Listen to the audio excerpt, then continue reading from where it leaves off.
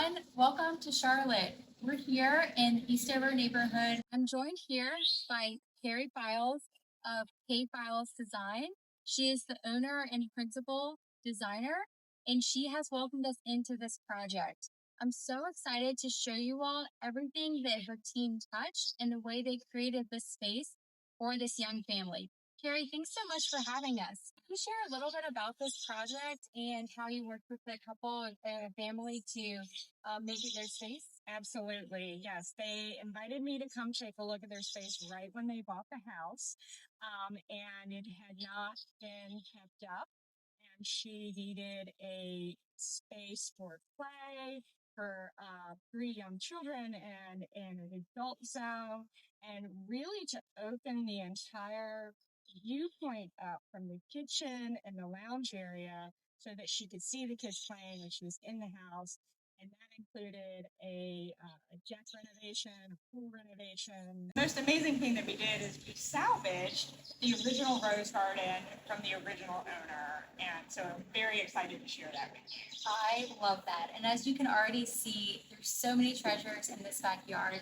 We're going to take you through, talk to you about the plant material and the hardscape used in this backyard. So I can't wait to show you.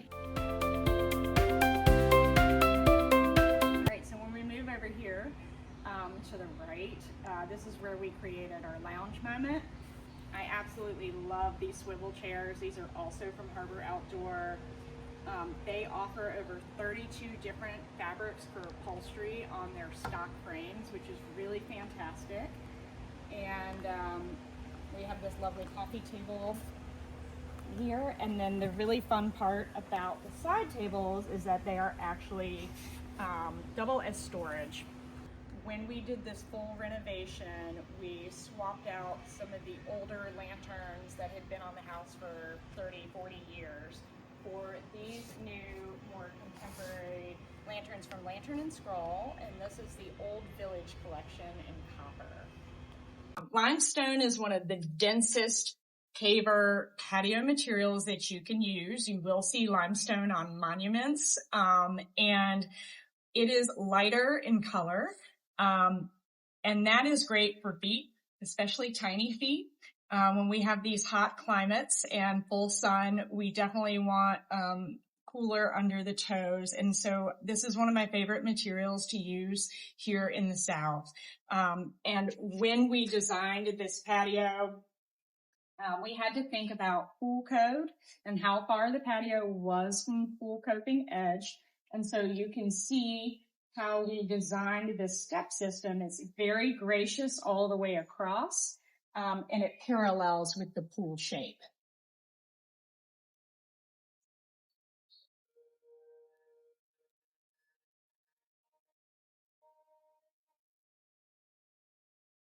So where I'm standing used to be a shed.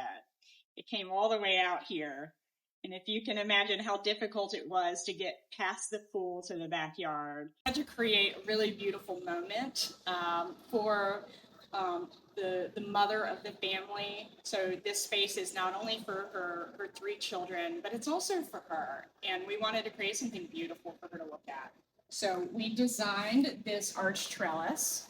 And then we spec'd this induced pot from Campagna International. And the goal from the beginning was to have a beautiful 2-ball topiary in the pot under this arch with a climbing rose.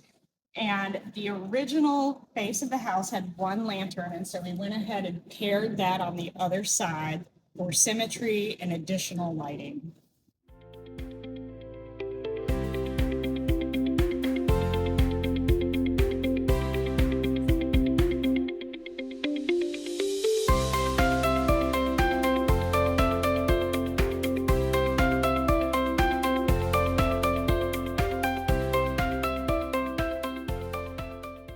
So this space was very narrow before, and it had a 4-foot wide set of steps, about 9 steps in total, with a teeny tiny little gate and a fence, and you could not see anything past where I'm standing.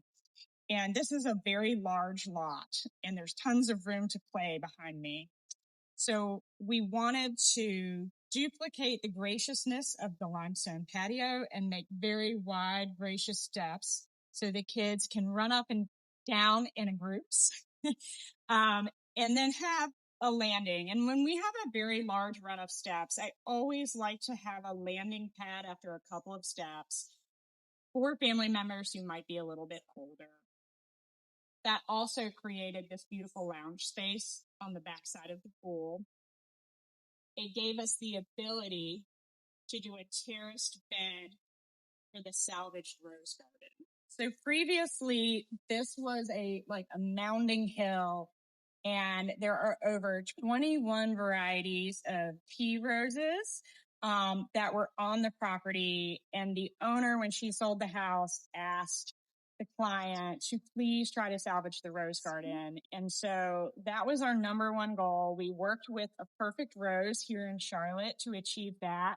They graciously potted up each rose and stored it during the entire construction process, took care of the roses, and then we created a plan of action. I did these in a color cadence and mixed in some really beautiful complementary plant material. So you can see here we have Nephida Walker's Low. We have some Astilbe there. We did include some boxwoods. And then you can also see that we included some incredible hydrangeas. This first rose that you're looking at is called Perfume Factory. And the second one there is called Crescendo. So in this section of the rose garden, we have a variety called Oktoberfest. And then this vibrant pink here called Let Freedom Ring. We included the name tags of every tea rose right here so that we don't forget. And part of the plant palette here includes some additional Astilbe. And then we also have lavender. Lavender is a Mediterranean plant, so it likes dry, hot conditions. This is a great space for it because it's against a brick wall. The brick is sucking the moisture out of the bed. So this is going to thrive in this space. One of the things that our client asked for was a large flat play area for the kids to play soccer and all the sports that they love. So we wanted to make sure that we weren't putting precious plant material in the space. So we've got soccer balls and things being kicked around. We need more durable plant material. We were also faced with the site conditions of having a berm and additional grading that needed to be done. So our plant selection on this side is really meant for erosion control and to fill in that space to mitigate water runoff. So what we have here is, this is called a Duke Gardens U. So the Latin name is Taxus. It's in the Taxus family. And then the chartreuse grasses next to these are called Carex everillo. This is a beautiful grass. It does grow quite tall, and you can see how those are starting to fill in. And eventually you won't be able to see any of the mulch here. And then on the perimeter of this bed, we have autumn brilliance ferns. And they're called autumn brilliance because you can see this beautiful orange tinge color on the side of the leaf. And in the fall, they have extraordinary color change. And then we have anchored the step system with a boxwood. Backside of the property and reincorporated our client's existing teak furniture for a very meet cute moment. And one of the things that we wanted to create was a lush privacy screen. So in the back, we have planted Chindo viburnum. And the chindos are a fantastic way to create an instant privacy hedge. They grow very quickly. It's one of my top 3 for privacy. And then you can see here that we have a lovely little dogwood. On our step systems, we use what's called a brick louver light. These are also in the copper finish by FX Luminaire. For the path light, we chose a smaller, more simple, classic hat light. This is a 4-inch hat light by FX Luminaire. It's just a little more elegant and does not take away from the planting material. So we designed this really beautiful trellis for a couple of different reasons on the side of the pool. Primary reason number one was for a little additional privacy. We created this planter box to add color to the space. And I particularly love how it mirrors the color of the rose garden and it mirrors the trellis on the opposite side of the wall. The variation of plant materials in different colors and textures. So we have Carex here. This is a variegated ivy. And then we have Boras, this is